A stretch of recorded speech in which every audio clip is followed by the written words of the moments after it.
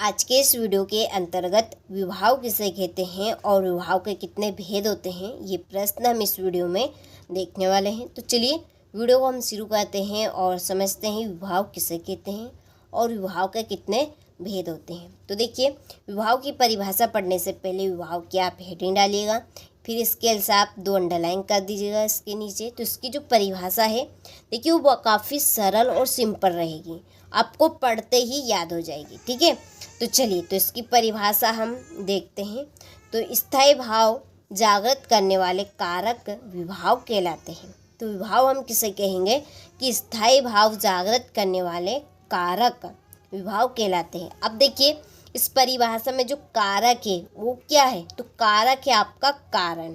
अब स्थायी भाव क्या है, तो स्थायी भाव ये जैसे कि रोना, हंसना, चिल्लाना, उत्साहित होना या खुश होना, प्रसन्न होना, ठीक है, ये हमारे अंदर पहले से ही क्या है, मौजूद है। तो इनको और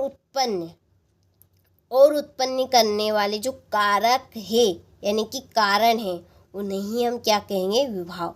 जैसे कि आग में घी डालना, ठीक है, यानी कि आग को और बढ़ाना। तो कारण क्या है, वो जो घी, ठीक है, आग को किसने बढ़ाया, घी ने बढ़ाया। तो वो जो घी है वो क्या है, कारण है, यानी कि कारक है उस आग को और उत्साहित करने का। ठीक है, तो देखिए इसको हम उदाहरण के जरिए समझते हैं और अच्छे से आपको समझ में आएगा। जैसे कि अब ये पेन है, अब ये पेन हमें इसकी ओर आकर्षित कैसे करेगी। इसको जब हम बाज़ार में लेने को जाते हैं तो हमें बाज़ार में बहुत सारी चीज़ें मिलती हैं, ठीक है, बहुत सारी चीज़ें मिलती हैं। तो वो जो चीज़ें हैं वो हमें अपनी ओर कैसे आकर्षित करती है बताइए। तो उनकी बनावट से, ठीक है, कि उनकी जो बनावट है, जैसे कि ये पेन है, अभी इस पेन का कलर है वो भी हमें अच्छा लग रहा है, ठीक है, हमारी पसंद का है। इसकी जो बनावट है वो भी काफ़ी सुंदर है इसके ऊपर। तो इसकी जो बनावट है और इसका जो कलर है वो हमें इसकी ओर आकर्षित कर रहा है। तो किस कारण से हम इस पेन को खरीद रहे हैं, इसके रंग की वजह से और इसकी बनावट की वजह से। तो ये क्या बन गया, इसका कारक बन गया। ठीक है, तो इसी तरह से हमारे अंदर जो स्थायी भाव मौजूद है उनका कारण क्या होता है। जैसे कि आपका एक परिवार है, ठीक है, आप सब मिलजुल कर खाना खाते। अब परिवार में एक व्यक्ति तो ऐसा होता है हंसमुख, जो सभी को हंसाता है। अब आप खाना खा रहे हैं एक साथ, तो उस हंसमुख व्यक्ति ने ऐसा कोई सा भी चुटकुला कह दिया या उसने कोई सी भी बात कह दी, तो अब आपके पहले से आपके अंदर हंसी तो है, वो स्थायी रूप से है, लेकिन उसको बाहर कैसे लाएं, तो बाहर लाने का कारण क्या रहेगा, उसने जो चुटकुला किया या कोई सी भी उसने बात की हंसने की, ठीक है, उसकी वजह से आप हंसे।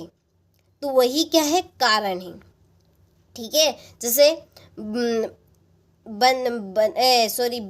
बंदर, तो कोई सा भी उसने चुटकुला कह दिया, ठीक है, जैसे कि बंदर का आप ले लीजिए, ये आपका हास्य रस है कि बंदर ने कहा बंदरिया से, चलो नहाएंगे गंगा, छोड़ो बच्चों को घर में होने दो, हुड़दंगा।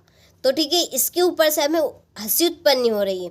तो जिस कारण से आपको हंसी उत्पन्न हो, यानी कि आपकी हंसी जो अंदर का जो भाव है वो आपका बाहर आ जाए, जिस कारण की वजह से वो क्या कहलाएगा, आपका कारक कहलाएगा। और वही क्या है, वास्तव में विभाव है, जिस कारण से आपके अंदर के स्थायी भाव जागृत हुए। जैसे कि अब कोई समझ लीजिए शांत हो गया, अब शांत हो गया तो हमारे अंदर जो शौक है, भीतर का शौक, वो पहले से मौजूद है, लेकिन जब वो शांत हो गया तो हमारा शौक जो है वो बाहर आ गया। ठीक है, अब कोई सी भी हम गंदगी देखते हैं, ठीक है, तो गंदगी देखते तो हमें घृणा आती है, ठीक है, तो वही क्या है, आपका कारक है, जिस गंदगी की वजह से आपके मन में घृणा उत्पन्न हुई, यानी कि उसको उसने जागृत किया। जैसे कि अब मैंने आपको शुरू में कहा था, आग में और घी डालना, तो घी का काम क्या है, आग को और बढ़ावा देना। तो वही क्या है, आपका विभाव है। ठीक है, तो आपको विभाव समझ में आ गया होगा अच्छे से।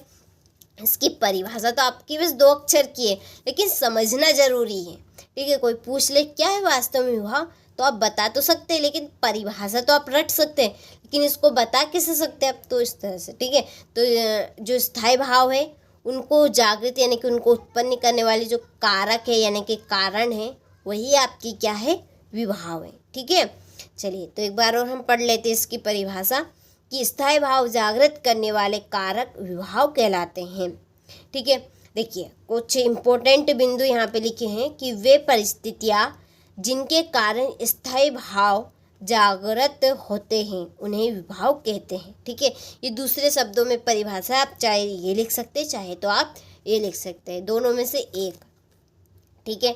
स्थायी भाव के कारण को विभाव कहते हैं। तो किसी भी टाइप से आप इसकी परिभाषा बना सकते हैं। देखिए मैंने जो कहा था बस उसको सटीक शब्दों में लिखना, ये आपका विभाव की परिभाषा बन जाएगी, ठीक है। जो मैंने आपको समझाया तो वही है, वही परिस्थिति यानी कि वो घटना जिसके कारण स्थायी भाव यानी कि आपके अंदर के जो भाव है वो जागृत हो गए, उन्हें हम विभाव कहेंगे।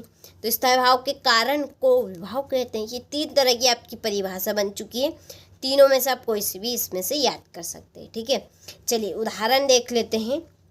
देखिए राम को सीता से मधुर चांदनी रात एवं शांतिमय वातावरण में प्रेम यहाँ पर रति का भाव जागृत हो रहा है, ठीक है। यह आपका उदाहरण बनेगा। इस उदाहरण को और हम गहराई से समझते हैं।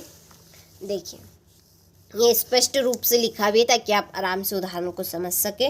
देखिए उपरोक्त उदाहरण में राम और सीता आलंबन है तथा चांदनी रात एवं शांतिमय वातावरण में उद्दीपन है। एवं राम सीता चांदनी रात एवं शांतिमय वातावरण सभी क्या है? ये विभाव है, ठीक है। तो राम और सीता में जो प्रेम है, ठीक है, वो प्रेम किस वजह से जागृत हो रहा है? तो जो चांदनी रात है, आसपास का जो शांति में वातावरण है, शांत वातावरण है, ठीक है, उस वजह से दोनों में प्रेम उत्पन्न हो रहा है, जागृत हो रहा है। तो वही क्या है? आपका विभाव है, ठीक है। ये सभी क्या है? विभाव है। जो स्थायी भाव प्रेम यानी कि रति को जागृत कर रहे हैं, ठीक है। चलिए विभाव के 2 भेद होते हैं। विभाव के 2 भेद होते हैं, कौन कौन से? एक तो आलंबन विभाव और एक है उद्दीपन विभाव, ठीक है। आलंबन विभाव और उद्दीपन विभाव। हम आलंबन विभाव और उद्दीपन विभाव को अगले वीडियो में डिटेल से समझेंगे, ठीक है। थोड़ा सा ये बड़ा कॉन्सेप्ट आपका रहेगा, इस वजह से मैं आपको इस वीडियो में नहीं बता रही हूँ कि विभाव क्या, आलंबन विभाव क्या है और उद्दीपन, इनकी हम परिभाषाएं देखेंगे। और साथ में आलंबन विभाव के भी भेद होते हैं, इस वजह से मैं आपको इस वीडियो में नहीं बता रही हूँ, क्योंकि आपको जो चैप्टर वो काफ़ी बड़ा हो जाएगा। तो इसलिए इस वीडियो में हम केवल विभाव की परिभाषा देखेंगे, ठीक है। ये आपकी परिभाषा हो गई विभाव की और उसका उदाहरण हो गया, ठीक है। ये और भेद हमने देख लिए, बस इतना पूछा जाता है। और अलग आपका आलंबन विभाव किसे कहते हैं ये अगल पूछा जाता है, उद्दीपन विभाव किसे कहते हैं ये अगल पूछा जाता है, ठीक है। चलिए तो अब मिलते हैं आपसे अगले वीडियो में।